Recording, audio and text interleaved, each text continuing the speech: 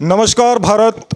आज नई सोच नया आगाज कार्यक्रम में हमारे साथ जो मेहमान जुड़े हैं वो है पंजाब के जाने माने युवा वकील, आम आदमी पार्टी के प्रदेश प्रवक्ता विक्रमजीत सिंह पासी। आज के इस एपिसोड में हम उनसे चर्चा करेंगे पंजाब को लेकर और आम आदमी पार्टी की राजनीति को लेकर के। सबसे पहले स्वागत है विक्रम जी आपका। नमस्कार मंगला जी, और सभी आपके दर्शकों को नमस्कार और परमात्मा सबको खुशियां दे। एक बधाई संदेश हम चाहेंगे हमारे भारत आज के चैनल को, अगर आपके तरफ से मिल जाए, दर्शकों को भी मिल जाए। देखिए, भारत आज बड़ी तेजी से लोगों के अंदर मकबूलियत पैदा करता जा रहा एक चैनल है, और बड़े अच्छी आपकी कवरेज है, बड़ी अच्छी आपकी जो मैंने आपका स्टूडियो देखा बहुत ही शानदार है और अच्छी खबरें दिखा रहा है। और सच्चाई की, अगर मैं तो यही कहूँगा कि आपकी शुभकामनाएं हैं कि सच्चाई की खबरें हों, हमारे देश की बेहतरी के लिए लगातार ये चैनल कार्य करता रहे और प्रयासरत रहे। धन्यवाद विक्रम जी। सबसे पहले आपको पंजाब में और दिल्ली की छोटी सरकार यानी कि दिल्ली एमसीडी चुनाव में अच्छी तरह से झाड़ू फेरने के लिए भी आपको बधाई। हाँ, ये बहुत एक अच्छी खबर है हमारी पार्टी के लिए, और दिल्ली के लोगों का बहुत शुक्रिया जो लगातार हमारी पार्टी के ऊपर विश्वास जता रहे हैं, और उन्होंने देखा है कि हमारी पार्टी जो कहती है वो करती है। आम आदमी पार्टी की सरकार, केजरीवाल जी की सरकार, और उन्होंने उसके ऊपर एक मोहर लगा दी है। विक्रम जी, भारतीय जनता पार्टी पर आमतौर पर आरोप लगते हैं कि वो धार्मिक राजनीति करती है, धर्म की राजनीति करती है, लेकिन अभी राज्यसभा में आपके एक बड़े लीडर राज्यसभा सांसद राघव चड्ढा ने राज्यसभा में नियम 267 के तहत नोटिस दिया है कि जो धार्मिक चिन्ह है हमारे, उनकी बेअदबी मामले में सज़ा जो है बहुत कम है और उस पर सदन में चर्चा की जाए। तो इसे हम समझे तो क्या आम आदमी पार्टी भी बीजेपी की राह पर है? जी नहीं, देखिए इसमें फ़र्क है। बीजेपी तो वोटें लेने के लिए धर्म की राजनीति करती है। राघव चड्ढा जी ने एक अच्छी मंशा के साथ, अब देखिए कि राघव चड्ढा जी ने क्या कहा। उन्होंने कहा कि जैसे हमारे पंजाब में बहुत बेअदबी की घटनाएं हुई हैं, उससे पहले भगवत गीता की बेअदबी की घटना हुई है, तो उन्होंने ये कहा, उनकी आप लेटर देखिए कि चाहे वो श्री गुरु ग्रंथ साहब की बेअदबी हो, चाहे भागवत गीता जी की बेअदबी हो, चाहे पवित्र कुरान, पवित्र बाइबल की बेअदबी हो, इसमें जो सज़ा का प्रावधान है ना वो बहुत कम है, और उनकी बात को इमीडिएटली वहाँ पे मानना चाहिए था और चर्चा होनी चाहिए थी, क्योंकि इसमें राजनीति नहीं है, इसमें एक सच्चाई है। अब देखिए, अब अगर कोई किसी की धार्मिक भावनाओं को ठेस पहुँचा देता है, किसी कोई बेअदबी करता है, तो दो सेक्शन हैं, 295 और 295A। 295 के तहत क्या है, उसमें 2 साल की सज़ा या जुर्माना या दोनों, और 295A के तहत क्या है, 3 साल तक की सज़ा या जुर्माना या दोनों, और जुडिशियल मजिस्ट्रेट के पास ये केस चलता है। और जब इसका असर होता है, कोई ऐसी कोई धार्मिक बेअदबी करता है, कितने ही जो उस धर्म को मानने वाले हैं उनको कितनी चोट पहुंचती है और उसके साथ कितना नुकसान होता है, लेकिन सज़ा बहुत कम है। तो राघव चड्ढा जी ने एक बहुत अच्छी बात कही राज्यसभा में कि इसके ऊपर इमीडिएट चर्चा होनी चाहिए। उसमें राजनीति नहीं, बल्कि उसमें एक सच्चाई है कि सज़ा तो देखिए और एक और चीज़ मैं बताता हूँ, 196 सीआरपीसी को जब आप पढ़ोगे तो 295A की कोई भी जो है कोर्ट कॉग्निजेंस नहीं ले सकती जब तक के परमिशन ना हो, सैंक्शन ना हो। तो ये चीज़ें जो है ना उन लोगों का उत्साह बढ़ा देती हैं जो इस देश के अंदर धार्मिक बेअदबी करके लोगों को बांटना चाहते हैं, देश का माहौल खराब करना चाहते हैं, पंजाब का या किसी भी प्रदेश का। तो राघव चड्ढा जी ने पूरे देश के लिए ये आवाज़ उठाई और एक बहुत अच्छी आवाज़ उठाई। यानी आप करें तो सही, बीजेपी करे तो करैक्टर ढीला? जी नहीं, ऐसी बात नहीं है। हम सही बात कह रहे हैं तो इसलिए सही कह रहे हैं। बीजेपी, देखिए आप कहीं भी देख लीजिए, बीजेपी धर्म की राजनीति की आड़ में वोटें लेती है। हमने तो किसी खास धर्म की बात नहीं कही। उस लेटर में, राघव चड्ढा जी का लेटर में आपको अभी भी दिखा सकता हूं, उसमें उन्होंने ये कहा है कि श्री गुरु ग्रंथ साहब की बेअदबी की घटनाएं हुई हैं, भागवत गीता की बेअदबी की घटनाएं हुई हैं, पवित्र कुरान और पवित्र बाइबल की बेअदबी की घटनाएं हुई हैं। उसका जो असर पड़ता है वो बहुत बुरा पड़ता है जब कोई ऐसी बेअदबी करता है। तो हमने तो उसके लिए आवाज उठाई है। हमने ये नहीं कहा कि हम पर्टिकुलर धर्म की बात कर रहे हैं कि या हमें उस पर्टिकुलर धर्म की। अब देखिए आप, अगर हमने श्री गुरु ग्रंथ साहब की बेअदबी की बात होती है, या गीता कुरान की बात होती है, या बाइबल की बात होती है, तो कहाँ पे वोटें हो रही हैं? हमने तो कोई राजनीति की बात नहीं करी, हमने तो एक सच्ची बात करी है कि अगर इसमें सख्त सजा का प्रावधान होगा। अब मैं आपको एक चीज बताता हूं जी। 1921-22 में धर्म के नाम पे बंगाल में दंगे हुए, वहां से मुस्लिम लीग मजबूत होती चली गई। 1947 का बंटवारा हुआ, 1947 में धार्मिक दंगे हुए, पंजाब के बंगाल के टुकड़े हुए, लाखों लोग उस धार्मिक उन्माद में मारे गए। उसके बाद पंजाब ने कितना भुगता है धार्मिक कट्टरता के कारण। उसके बाद आप देखो कि 84 के दंगे हुए। ये क्या है? इसलिए राघव चड्ढा जी ने एक बहुत ही अच्छी मूव चली है, बहुत अच्छी बात कही है उन्होंने कि अगर सजा सख्त होगी तो उससे लोग किसी के भी धर्म का अपमान करने से या उसकी बेअदबी करने से डरेंगे। यानी दंगों से राजनीति प्रभावित होती है, तो और धार्मिक आस्थाओं से राजनीति प्रभावित होती है। तो आपने भी ये दांव चलाया कि अब आम आदमी पार्टी को और मजबूती मिले देश में। देखिए, आम आदमी पार्टी तो लगातार मजबूत हो रही है, क्योंकि वो उसकी नीतियां आम लोगों की नीतियां हैं, गरीब की नीतियां हैं, इस देश की नीतियां हैं। तो इसलिए हमें उसकी जरूरत नहीं है। जरूरत किस चीज की है? जरूरत है कि इस देश की तरक्की में जो धार्मिक उन्माद पैदा करके कुछ शरारती तत्व माहौल खराब करते हैं और फिर कोई ना कोई पार्टी उसका राजनीतिक फायदा लेना चाहती है, उसको बंद करने की, और इसके लिए एक सही कदम राघव चड्ढा जी ने उठाया। चलो हम बात करते हैं। अभी आप पार्टी प्रवक्ता हो, पार्टी प्रवक्ता होने के नाते आप मान सरकार की उपलब्धि क्या मानते हैं कि क्या उपलब्धि है मान सरकार की अभी इन महीनों के दौरान? देखिए, आप किसी भी सरकार का डाटा उठा लीजिए, किसी भी पार्टी की सरकार बनती है ना जी, पहले 4 साल वो कार्य नहीं करती, वो सिर्फ एक दिखावा करती हैं। लास्ट के 1 साल गलियां नालियां ऐसे कुछ मुद्दे उठा के वो वोटें मांगने चले जाते हैं। मान साहब सरकार की सबसे पहली उपलब्धि दूसरे दिन ही सरकार ने कार्य करना शुरू कर दिया, डिलीवर करना शुरू कर दिया। सबसे बड़ी बात देखिए, अब हमारे पंजाब के अंदर पिछले खासकर 15 साल से एक ऐसा मिसरूल चला, 10 साल अकाली बीजेपी की सरकार के समय, 5 साल कांग्रेस की सरकार के समय, कि हमारा युवा बहुत ही निरुत्साहित हो गया था। उसके मन में एक डर पैदा हो गया, वो यही सोचता था कि मैं बाहर चला जाऊं, कनाडा, ऑस्ट्रेलिया, मुझे आइलेट्स करनी है, या पीयर प्रेशर में या किसी कारणवश कोई युवा नशे की तरफ चला गया। अब देखिए, सबसे बड़ा, अब मैं आपको अभी रिसेंट का स्टेप बताता हूं। पंजाब सरकार ने 1800 कांस्टेबल, 300 एसआई की भर्ती का नियम बना दिया कि हर साल ये भर्ती होगी। जनवरी में एडवर्टाइजमेंट आएगी, मई जून में इसका रिटन एग्जाम होगा, और फिर सितंबर 15 से 30 तक फिजिकल टेस्ट होगा। उसका बेनिफिट क्या होगा कि अब हमारा युवा अपनी सेहत की तरफ, अपनी डेवलपमेंट की तरफ, अपनी जॉब की तरफ ध्यान दे रहा है। वो कोशिश करेगा कि मैं इस साल भर्ती हूं, नहीं हो पाऊंगा तो अगले साल कंपीट करूंगा। इसी तरह हमने 710 पोस्ट पटवारियों की निकाल दी, क्योंकि रेवेन्यू रिकॉर्ड में बहुत अमेंडमेंट्स होनी है, बहुत अपग्रेड होना है उसको। इसके अलावा आप देखोगे, हमने कच्चे मुलाजिम पक्के करने का हमने वादा किया था कि लोगों को 600 यूनिट तक बिजली फ्री दी जाएगी, वो पूरा किया। आप देखोगे हजारों लोगों के बिल जो जीरो आए हैं, मेरे पास वीडियो रिकॉर्डिंग्स हैं। और हमने ये नहीं चुना जो पहली सरकारें करती थी कि वो उस पार्टी का वर्क करो तभी कोई फैसिलिटी मिलेगी या कोई नकली लिस्टें बनेंगी। बिल्कुल ऑन मेरिट सारा सिस्टम हो रहा है। इसके अलावा भी आप देखोगे कि हमने जो है चंडीगढ़ के अंदर सरकारी बसों की एंट्री होगी। हमने जो है एक ट्रांसपोर्ट के अंदर एक बहुत बेनीमिया थी, उसको दूर कर रहे हैं। टोल प्लाजा की बेनीमिया दूर कर रहे हैं। हर तरह से हमारी भगवंत मान जी की सरकार, आम आदमी पार्टी की सरकार, हमारे सुप्रीमो केजरीवाल जी की दिल्ली सरकार, हर तरह से लोगों के साथ, लोगों की बेहतरी के लिए, लोगों के बेहतर भविष्य के लिए, उनके बच्चों के बेहतर भविष्य के लिए लगातार कार्य कर रही है, और बहुत ही बढ़िया कार्य कर रही है। आपने अभी कर्मचारियों की बात की, तो कर्मचारी तो आए दिन कोई ना कोई यूनियन जो है वो हड़ताल पर चली जाती है पंजाब में। देखिए मंगला जी, एक ना हमारे पंजाबी में भी कहावत है कि दूध का फूका हुआ लस्सी को भी फूंके मार के पीता है। जी।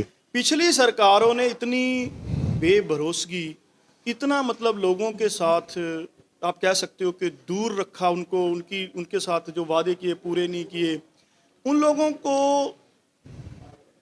वो चीज नजर आती है कि पिछली सरकारों के में हमारे साथ ये हुआ। अगर उनकी मांगे जायज है तो आप मान क्यों नहीं लेते? देखिए अब आप एक चीज बताइए, जी। पंजाब की माली हालात क्या थे जब हमारी सरकार आई? जी। 3 लाख करोड़ के करीब कर्जा। उसके बाद पंजाब की सरकार, हमारी भगवंत मान जी की सरकार लगातार कार्य कर रही है, फंड्स जनरेट कर रही है, इकोनॉमी को सही कर रही है, और उसके अलावा ईमानदारी से करप्शन के खिलाफ जीरो टॉलरेंस पॉलिसी रखते हुए लगातार कार्य कर रही है, और हम जितना हो सक रहा है उतना हम लोगों को बेनिफिट दे रहे हैं।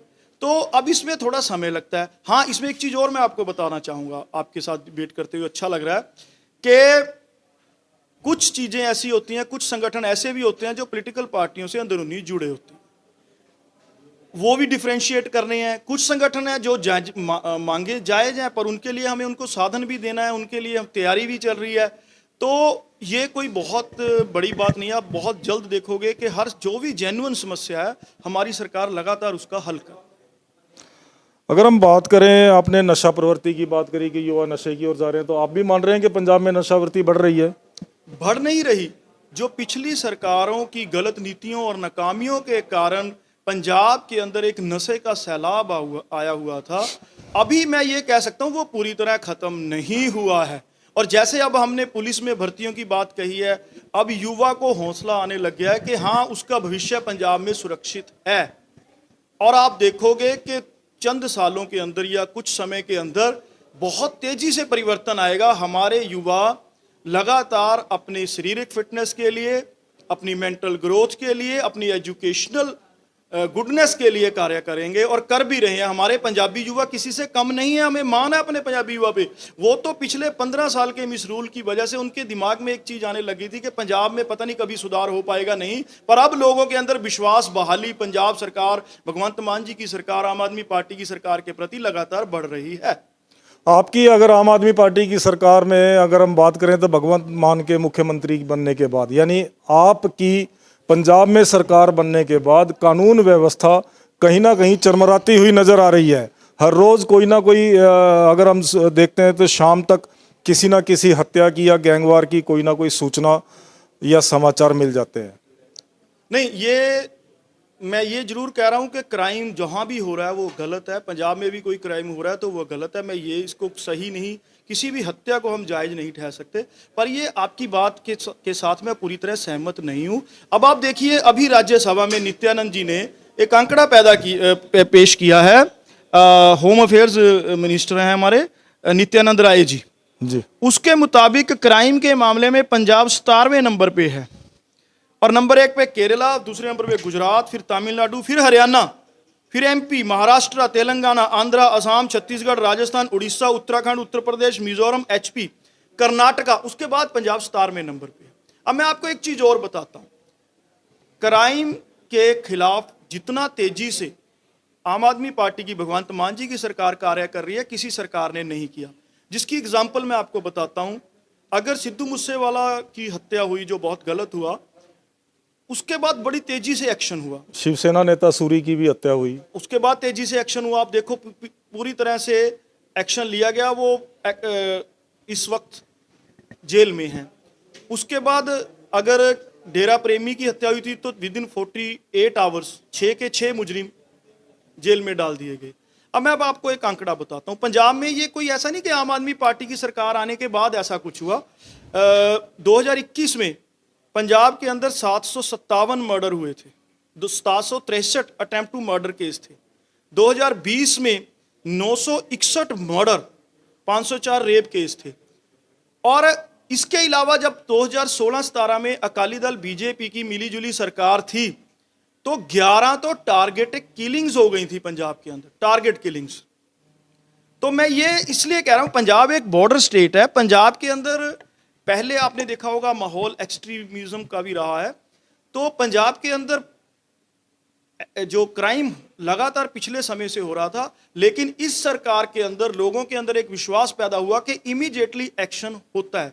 अब जैसे कोई मन में चोरी करने का ठान के जाए, आपको तो पता नहीं है कि उसके मन में चोरी की है, हाँ अगर उसने चोरी किया तो साथ ही साथ उसको जेल में डाला गया। ऐसे ही अगर किसी ने भी कोई ऐसी हत्या या कोई ऐसा कार्य किया है जो निंदनीय है, उसके खिलाफ हमारी सरकार ने बिना भेदभाव बड़ी तेजी से लगातार एक्शन लिया।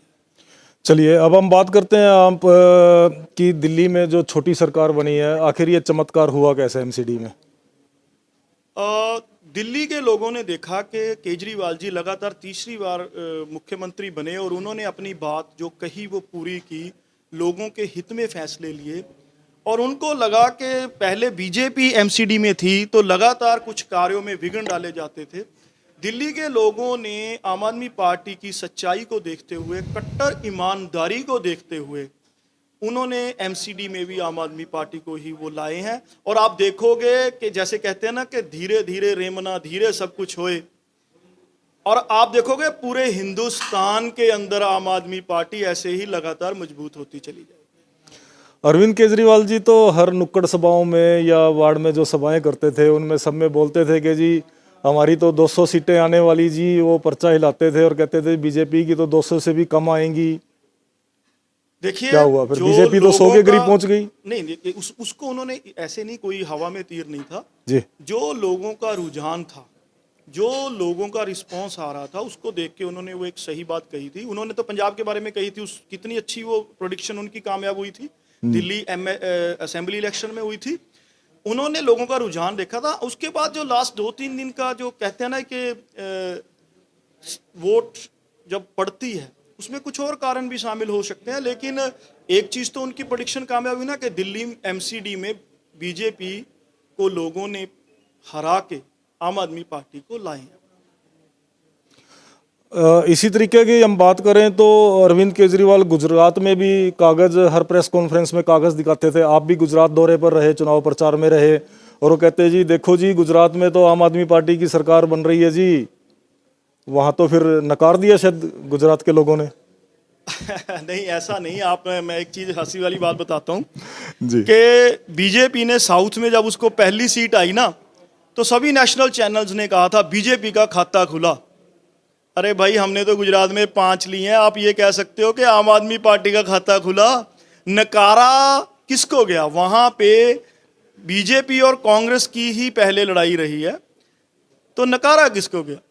या कांग्रेस को? हमें तो लोगों ने एहसान किया हमारे ऊपर, गुजरात के लोगों का हम एहसान नहीं दे सकते। हमें 13% वोट शेयर मिला है और हम पहली बार इलेक्शन लड़ रहे हैं, और ये देखिए हमारी 5 सीटें आई हैं। और एक चीज और मैं आपको बताना चाहता हूं कि हमारी पार्टी तो नई पार्टी है जी, छोटी सी पार्टी है। क्या कहा जाता था? लोगों के मन में शंके पैदा कर रहे थे कि देखो जी ये तो छोटी पार्टी है, क्षेत्रीय पार्टी है। हम दिल्ली और पंजाब में थे, हम कहां लड़े जाके? गुजरात में। गुजरात के लोगों को अपनी नीतियों को बताया, तो वहां पे 13% के करीब लोगों ने हम पे विश्वास किया। ये देखिए अब कितनी बड़ी बात है। और गुजरात के लोगों की वजह से हम नेशनल पार्टी बन गए।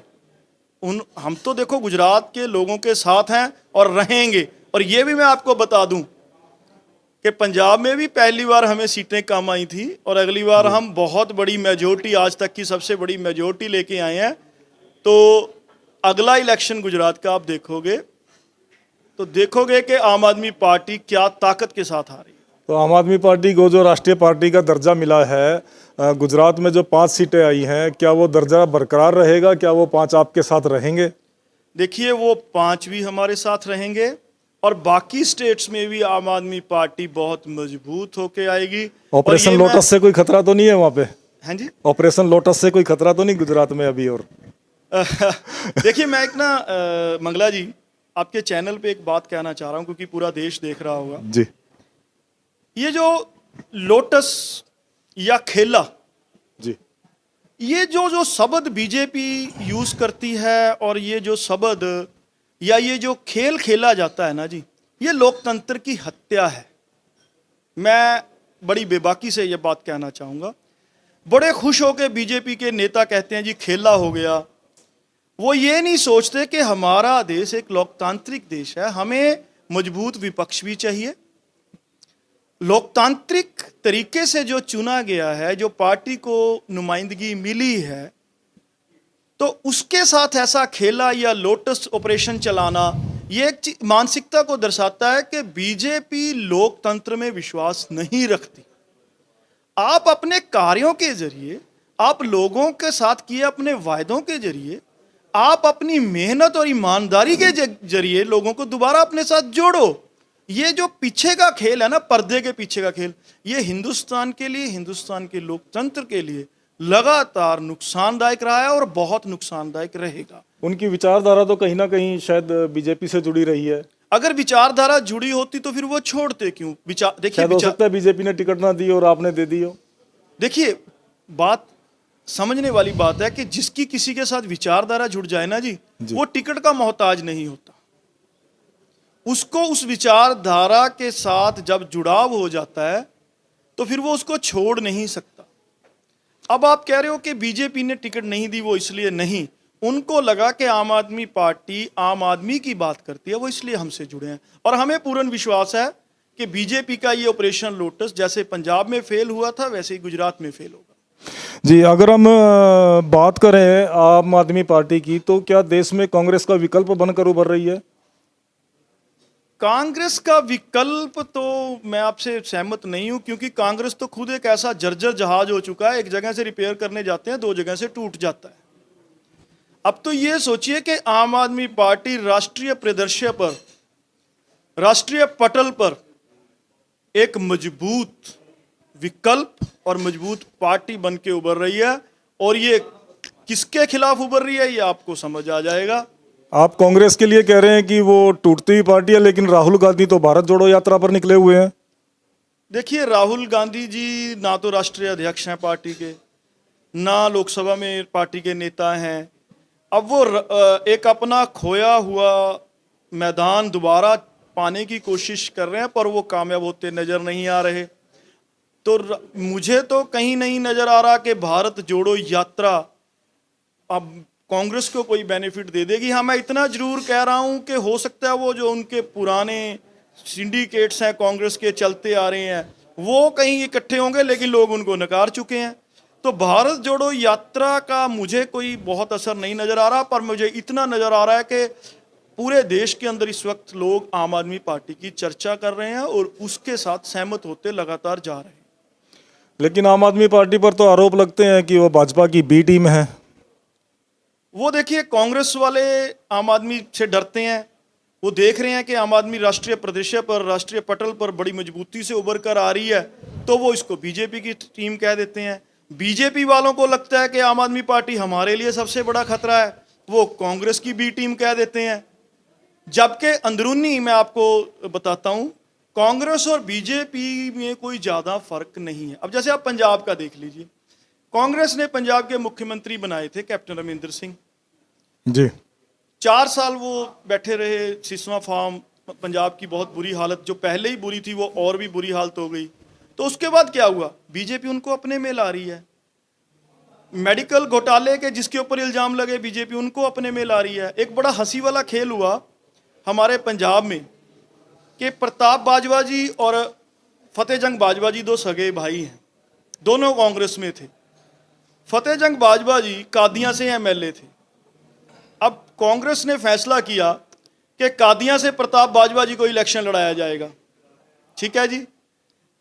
अब वहां बीजेपी के साथ क्या सेटलमेंट हुई, पर्दे के पीछे कांग्रेस और बीजेपी का क्या खेल हुआ कि उन्होंने फतेह जंग बाजवा जी को बीजेपी में लेके बटाला से इलेक्शन लड़वाया। तो ये आपस में सेटलमेंट नहीं है क्या?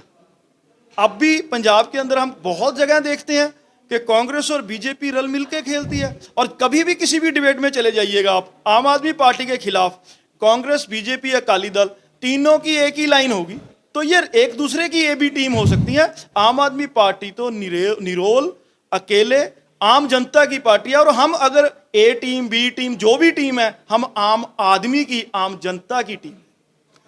अभी आपने जिक्र किया अपनी चर्चा के दौरान कि जब हमने पंजाब में सरकार बनाई तो खजाना जो है वो लगभग खाली हालात में आपको मिला था, कर्जे के अंदर, कर्जे में मिला था। और आज अगर हम बात करें तो आप फ्री की रेवड़ियां बांट करके, जैसे आप पर आरोप लगते हैं कि आप फ्री की रेवड़ियां बांट रहे हैं, तो उससे क्या अर्थव्यवस्था पर और ज्यादा असर नहीं पड़ेगा, खजाना और ज्यादा कर्जा नहीं बढ़ेगा? नहीं, मैं आपको बताना चाहता हूँ वो जी। फ्री की रेवड़ियां नहीं है। एक आम आदमी अगर साबुन खरीदता है, मैं भी जाता हूँ साबुन खरीदने तो उस पर टैक्स देता हूँ, टूथपेस्ट खरीदता हूँ उस पर टैक्स देता हूँ, हर जगह हम टैक्स दे रहे हैं।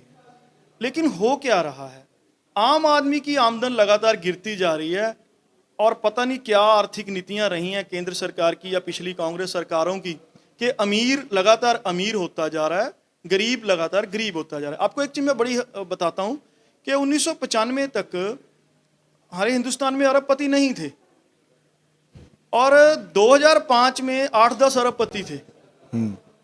अब 168 अरबपति हैं। और एक और बड़ा आंकड़ा बताता हूं कि एक हमारा इतना बड़ा बिजनेस परिवार है कि उसकी जीडीपी, उसकी जो टोटल वेल्थ है वो पंजाब की जीडीपी से ज्यादा हो गई।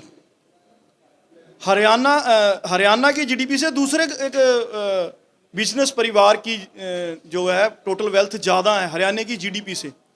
और एक चीज और बताता हूं मैं आपको, कोविड के अंदर जब हमारी जीडीपी 7.7% पंजाब की गिर गई थी, तो एक बिजनेस परिवार की जो वेल्थ है वो डबल हो गई थी।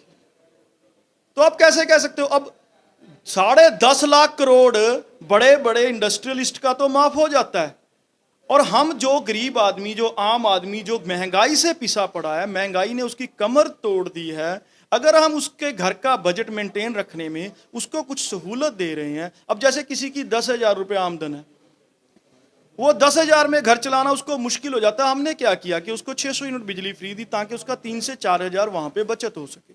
हमने मोहल्ला क्लिनिक खोल दिए ताकि उसका जो मेडिकल का बिल है वो कम हो सके, उसका खर्चा कम हो सके। हम वहाँ पे सरकारी स्कूलों में फ्री एजुकेशन और एक मियारी क्वालिटी वाली एजुकेशन दे रहे हैं, सो दैट कि उसके बच्चों की जो पढ़ाई के ऊपर उसका बहुत बड़ा बजट हिल जाता है वो कवर हो सके। तो हम क्या गलत कर रहे हैं, हम लोगों को उनका हक दे रहे हैं बजाय बड़े बड़े नेता। एक हमारे हिंदुस्तान की बड़ी अजीब दास्तान रही है कि नेता अमीर होते जाते हैं, राज्य गरीब होते जाते हैं। हम उस चीज को रोकना चाहते हैं। हम कहते हैं आम पब्लिक का फायदा हो। अब मैं कोई शेर सुनाता हूं इसके ऊपर कि उसकी याद आई तो दर्द पुराने निकले, वो जो कहते थे ना कि करेंगे सांप के कांटे का इलाज, उनके तहखानों से ही सांपों के ठिकाने निकले। जी हाँ, अभी हम बात कर रहे हैं आम आदमी पार्टी पंजाब के प्रवक्ता विक्रमजीत सिंह पासी से, जो कि पंजाब के जाने माने एडवोकेट हैं। हम उनसे अभी चर्चा करते हैं पंजाब के विषय पर। और पंजाब में आजकल नशा तस्कर जो है और उसके साथ साथ खालिस्तानी ताकतें भी सिर उठाती हुई नजर आ रही हैं कहीं ना कहीं आपकी सरकार बनने के बाद। और आप पर आरोप लग रहे हैं, यानी आम आदमी पार्टी की सरकार के कुछ नुमाइंदों पर आरोप लग रहे हैं कि वो शायद उन्हें कहीं ना कहीं मदद कर रहे हैं। क्या कहेंगे आप? ये बिल्कुल निराधार झूठे आरोप हैं। हमारा कोई भी नुमाइंदा इस चीज में नहीं है। और दूसरी चीज, जो ये खालिस्तान की आपने बात करी मूवमेंट की, देखिए जिस वक्त ये मूवमेंट स्टार्ट हुई आम आदमी पार्टी कहीं नहीं थी, आम आदमी पार्टी कोई एग्जिस्ट नहीं करती थी। ये कांग्रेस और अकाली दल की गलत राजनीतिक सोच, गलत राजनीतिक नीतियों का नतीजा है। आप पिछला हिस्ट्री देखोगे ना पंजाब की, तो ये समस्याएं जो पैदा हुई इनके पीछे भी कहीं ना कहीं राजनीतिक साजिशें, राजनीतिक छीना झपटी, पंजाब के अंदर लगातार एक चुनी हुई सरकार को गिराना, बहुत सी ऐसे बातें हुई। वो जो एलिमेंट्स जिनको आप एक्सट्रीमिस्ट्स कह देते हो, वो लगातार, चाहे वो बाहर चले गए, लगातार कार्य कर रहे हैं उस समय से। तो हमारी सरकार में कोई नया नहीं आया, लेकिन हम लगातार इसके ऊपर कंट्रोल कर रहे हैं और बड़ा इफेक्टिवली कंट्रोल कर रहे हैं। जहां तक आपने नशे की बात कही है, तो नशे पंजाब के अंदर अकाली बीजेपी सरकार के समय बहुत तेजी से बढ़े और कांग्रेस की नाकारा नाकाम सरकार में उनका जो है कोई कंट्रोल नहीं हुआ। अब हम लगातार कंट्रोल कर रहे हैं। आप देखोगे कि हर रोज नशा तस्कर, नशा बेचने वाले, पेडलर्स पकड़े जा रहे हैं। इसके ऊपर अगर आप बात करोगे तो अकाली दल के तो एक बहुत बड़े लीडर के ऊपर एफआईआर भी हुई है। हमारी पार्टी लोगों को नशा नहीं, रोजगार देने का मकसद रखती है। हमारी पार्टी पंजाब में माहौल खराब नहीं, एक सुहाना रंगला पंजाब बनाने का मकसद रखती है। अभी आप अपने चर्चा में कैप्टन अमरिंदर सिंह का आपने 2-3 बार जिक्र किया, तो चलो उन्हीं की चर्चा कर लेते हैं। आपके पूर्व मुख्यमंत्री हैं पंजाब के, तो उन्हें हो सकता है शायद राज्यपाल बनाया जाए, और ये भी चर्चा है कि शायद पंजाब का राज्यपाल बना करके भेजा जाए, तो क्या कहेंगे आप? देखिए, पार्टी की बात अलग है। कैप्टन अमरिंदर सिंह एक बहुत वरिष्ठ नेता हैं। हाँ, ठीक है कि उनकी जो पिछले 5 साल के समय जो उन्होंने कार्य किया या बहुत कम कार्य किया, उसकी वजह से पंजाब का माहौल काफ़ी बिगड़ा है, पंजाब के अंदर काफ़ी नुकसान हुआ। तो उन्हें बनाया जाना चाहिए राज्यपाल? देखिए, ये बीजेपी ने डिसाइड करना है, और बीजेपी के ऊपर मैं एक बात स्पष्ट कर दूं कि ये राजनीतिक फायदे के लिए, अपने मकसद के लिए कहीं तक भी जा सकती है। लेकिन अगर वो पंजाब का राज्यपाल बन के भी आते हैं तो मुझे नहीं लगता कि वो कुछ बहुत प्रभावशाली हो पाएंगे। हाँ, इतना जरूर है कि सिसवा फार्म में शायद फिर से रौनकें लग जाएं।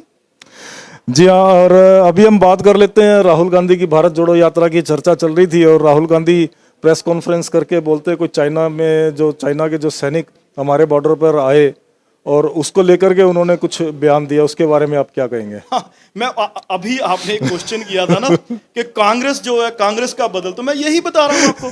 देखिए, हमारे देश का सैनिक, हमारा नौजवान जो सरहदों पे लड़ रहा है, वो हमारी शान है, हमारी पगड़ी है। वो पूरी ईमानदारी, निष्ठा के साथ हमारी सरहदों की रक्षा कर रहा है, हमारी रक्षा कर रहा है। वो पिट नहीं सकता, वो पीट के आता है। और मैंने एक वीडियो देखी हुई है, उसमें ज्यादातर हमारे पंजाब के सैनिक भी, पूरे हिंदुस्तान का ही सैनिक मेरा अपना, वो श्लोक का उच्चारण कर रहे हैं कुछ। हाँ, और उन्होंने अच्छी तरह उनको बताया, चाइना वालों को, सैनिकों को, कि भाई यहां एंटर नहीं करना। पर यहां भी मैं 2 बातें कहूंगा। एक तो राहुल जी को ऐसी बात नहीं करनी चाहिए थी, पर एक चीज पहले भी एक बार शोर मचा था कि कोई कांग्रेस पार्टी का कोई एग्रीमेंट हुआ चाइना की रूलिंग पार्टी के साथ, फिर वो बात दबा दी गई बीजेपी की तरफ से, या कैसे, वो उस पर भी चर्चा होनी कभी ना कभी चाहिए। जी। और दूसरी बात, आम आदमी पार्टी अपने देश के साथ है, अपने सैनिकों के साथ है। बीजेपी की तरह नहीं है कि वो इस घटना का भी राजनीतिक फायदा लेने की कोशिश कर रही है। राहुल गांधी जी ने कुछ कहा, वो वर्ड गलत हो सकते हैं, लेकिन बीजेपी क्या कर रही है? वो पूरे देश में इसी को एक मुद्दा बना के राजनीति करने की कोशिश कर रही है। आम आदमी पार्टी किसी भी ऐसे सेंसिटिव मुद्दे पे राजनीति नहीं करेगी। आम आदमी पार्टी जब भी कोई बात करेगी, आम हित की, आम जनता की बात। केजरीवाल ने भी तो सर्जिकल स्ट्राइक के सबूत मांगे थे मीडिया के सामने आके। देखिए, वो बहुत बड़े कुछ क्वेश्चंस उस वक्त बहुत से बुद्धिजीवियों ने उठाए थे जी, तो उसके ऊपर केजरीवाल जी ने ये बात कही थी। लेकिन कभी भी केजरीवाल जी ने इसको कभी राजनीतिक मुद्दा नहीं बनाया, कभी नहीं बनाया, और कभी भी इलेक्शन में इसका यूज नहीं।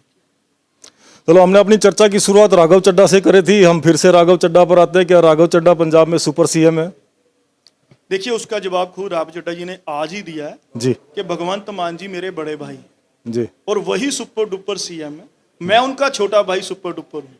तो राघव चड्ढा जी देखिए हमारे पंजाब से राज्यसभा मेंबर जी, और you will appreciate my words कि राघव चड्ढा जी बड़ी अच्छी तरह से, बड़ी इफेक्टिवली जो पंजाब की बात राज्यसभा में रख रहे हैं। और एक इंटेलिजेंट माइंड अगर पंजाब के राज्यसभा मेंबर पंजाब के मसले उठाता है तो उसके ऊपर ऐसी छींटाकसी करना यह दर्शाता है कि विरोधी पार्टियों के पास असल में हमारे खिलाफ कोई मुद्दे नहीं है। हमारे कार्य जो हम कर रहे हैं उसके खिलाफ बोलने के लिए उनके पास कुछ नहीं है।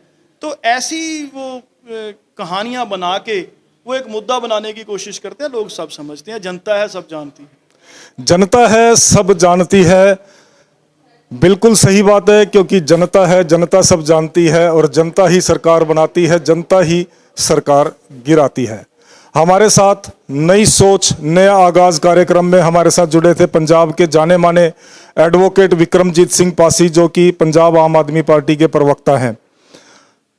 हम फिर प्रयास करेंगे एक और सेलिब्रिटी को आपके साथ लेके आने की, एक और नेता को आपके साथ चर्चा करने के लिए। तब तक विक्रम जी आपका बहुत बहुत धन्यवाद, आप हमारे साथ जुड़े। तब तक आपसे अनुरोध कि आप जुड़े रहें हमारे साथ। हम हैं लाइव भारत आज पर आपके साथ दिन भर से। धन्यवाद।